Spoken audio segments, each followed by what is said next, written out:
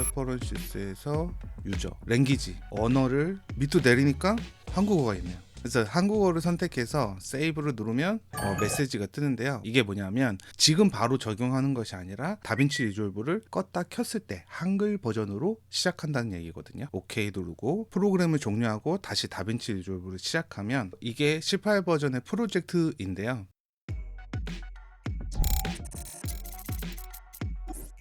보면 엑스포트랑 임포트가 추가가 됐고요. 여기서부터 새 프로젝트 열기 이렇게 한글 버전이 시작됩니다. 프로젝트를 한글로 하면 계획하다 정도일 텐데 새롭게 계획하다 뭐 이런 식으로 써놔야 되니까 애매하니까 이런 것들은 그냥 한글로 변경이 된 겁니다. 그리고 여기 상단에 네트워크랑 클라우드가 있는데요. 이거는 이제 멀리 떨어진 네트워크가 연결되지 않은 멀리 떨어진 사람들과 파일, 프로젝트를 공유하면서 작업하기 위해서 만들어 놓은 거고, 네트워크는 회사 같은 경우는 한 사람이 처음부터 끝까지 작업을 하는 게 아니라 편집을 좀 어느 정도 많이 한 사람은 전체적인 컷 편집을 한다든지 새로 온 신입들은 자막만 단다든지 색 보정만 한다든지 이렇게 분업화해서 하기 때문에 네트워크가 연결된 그 작업 공간 안에서 서로 주고받으면서 편집할 수 있는 효과가 네트워크고요. 이 네트워크와 클라우드는 제가 직접 해보진 않았기 때문에 무료 버전인지 유료 버전인지는 정확하게 모릅니다. 그래서 혹시 아시는 분은 댓글로 남겨주시고요. 우리가 주로 사용할 것은 로컬입니다. 로컬에서 프로젝트를 사용할 수 있습니다. 엑스포트는 내보내기, 임포트는 불러오기니까 프로젝트를 선택하고 엑스포트를 하면 내보내기가 되겠죠. 그리고 임포트를 한 다음에 지난 시간에 알려드렸던 뭐 프로젝트를 저장한 것들을 불러올 때 임포트를 사용하시면 되고, 이거 이름을 바꿀게요. 오른쪽으로 해서 보면 열기, 읽기 전용, 이름 변경, 가져오기, 내보내기 이런 식으로 여러 가지 메뉴들이 한글로 나오는 것을 볼 수가 있습니다. 작업하던 것이 있으니까 이걸 선택하면 되지만 새롭게 시작하시는 분은 새 프로젝트 열면 되고요. 저는 이렇게 사용하던 것이 있으니까 한글판으로 연결하겠습니다.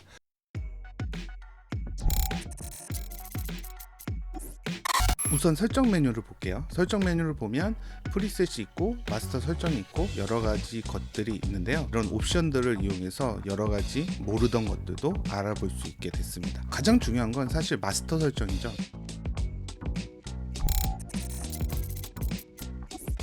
우리가 원하는 설정으로 하면 되는데 여기서 나오는 것들은 거의 16대 9 비율이고요. 아닌 것들도 있습니다. 1.85, 뭐 2.39 이런 식으로 여러 가지 포맷들이 있으니까 필요하다면 사용하시면 되고요. 1920, 1080이랑 4K 화질이 있겠죠. 새로 영상을 만들 때는 내가 사용하고 싶은 FHD나 4K를 설정해 놓고요. 위에 올라가서 커스텀을 바꿉니다. 그러면 내가 이 해상도의 크기를 모르더라도 1920을 이쪽으로, 1080을 이쪽으로 옮겨주면 1080, 1920 이렇게 바꿔주면 여기서 종횡비가 달라집니다. 생성기에서 보면 단색으로 바뀌었습니다. 솔리드 컬러가 단색으로 이 해상도가 나타나게 됩니다. 가로가 1080, 세로가 1920이 된 겁니다. 그래서 이 설정으로 여러 가지 작업들을 할 수가 있는 거고요. 타임라인을 먼저 지울게요.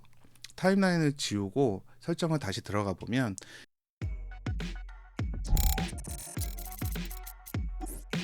프레임 레이트는 당연히 설정을 해주셔야 됩니다. 움직일 때 이 잔상들이 적고 많고를 선택할 수가 있는데요. 24프레임은 잔상이 많고 30프레임은 잔상이 조금 적다고 했습니다. 어느 때 사용하면 좋냐면 24프레임은 잔상이 많기 때문에 정적인 영상, 움직임이 많이 없는 영화 같은 느낌을 만들 때 24프레임을 사용하는 겁니다. 잔상이 있더라도 어지럽거나 하지 않거든요. 근데 24프레임 특유의 그 잔상 효과는 낼 수가 있는 거죠. 예능처럼 막 움직임도 많고 화면 전환이 많은 영상을 24프레임으로 제작할 경우 잔상이 많아서 어지럽게 느껴질 수가 있다는 거죠. 반대로 슬로우 영상을 만들고 시네마틱한 영상을 만들 때 30프레임을 사용하게 되면 영화 같은 느낌을 낼 수가 없을 뿐더러 조금 루즈하게 느껴질 수가 있는 거죠. 이런 부분에 있어서 내가 24프레임을 사용할지 30프레임을 사용할지 선택을 해주셔야 됩니다.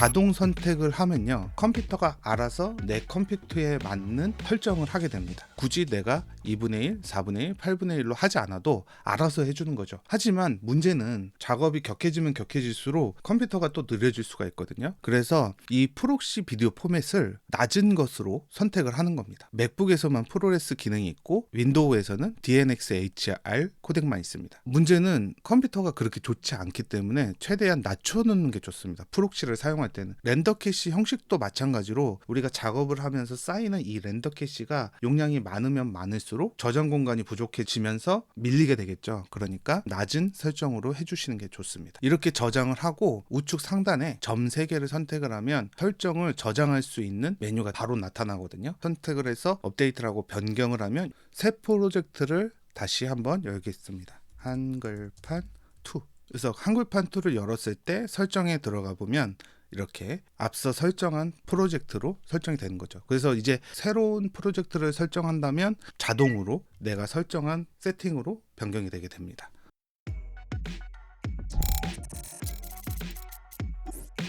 파일에선 새 프로젝트 불러오기, 타임라인, 프로젝트 저장, 그 다음에 가져오기, 프로젝트 가져오기, 이런 메뉴들이 있고 프로젝트 관리, 설정, 메뉴 이런 것들이 있습니다. 임포트가 가져오기, 엑스포트가 내보내기로 바뀌었지만 이 프로젝트라는 이런 단어들은 영문을 읽었을 때 발음되는 한글로 변경이 됐습니다. 왜냐하면 이것까지 바꿔놓으면 엄청 헷갈리거든. 편집에는 리플 컷, 헤드 자르기, 테일 자르기, 복사, 커맨드 C, 컨트롤 C겠죠? 붙여넣기, 컨트롤 V. 여기에 보면 편집에 필요한 단축키들이 있어요. 처음 사용하시는 분들은 편집에서 보시면 자르기가 없습니다. 잘라내기는 지우기고요. 클립하고 클립을 자르는 건 여기 타임라인에 있습니다.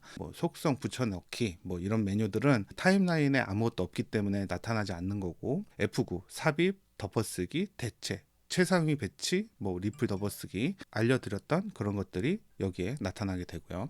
혹시나 처음 하시는 분들 중에 타임라인에서 재생헤드 위치에 클립 선택이 이렇게 지워져 있는 분들이 있을 거예요. 이거를 꼭 반드시 선택을 해주세요. 이게 뭐냐면 아직 베타 버전이니까 렉이 심해요. 컷을 눌러서 이렇게 자르고 선택하면 되겠죠. 네, 영상이나 이미지를 가져왔을 때 선택을 해야 이것에 대한 우리가 설정을 할 수가 있거든요. 색상을 선택하거나 설정을 할 수가 있어서 이 관리자, 인스펙터 메뉴, 관리자가 나타나는데 이것들을 선택하지 않으면 크기를 조절하거나 이런 것들을 할 수가 없습니다. 타임라인 윗부분을 선택하면 플레이 헤드가 위치가 되고 이 플레이 헤드가 위치한 부분에 영상을 여기다 이미지를 투과하는 거잖아요. 클립을 선택했을 때 이렇게 바로 선택이 되는 것이 선택했던 이 재생헤드 위치 클립 선택입니다. 이것이 없으면 아무리 이렇게 이동을 해도 선택이 안 돼요. 초보자분들은 내가 이걸 선택했는지 안 했는지 까먹고 이거 작업을 하는 경우가 있기 때문에 이거는 꼭 선택을 해주시고요. 그리고 그 외에는 이렇게 살펴보시면 렌더 캐시 자동 이런 거, 렌더 캐시 스마트 유저 그대로입니다. 영어를 한글로 바꿔놔서 조금 받아들이기 좀 친숙해졌다, 그 정도인 것 같아요.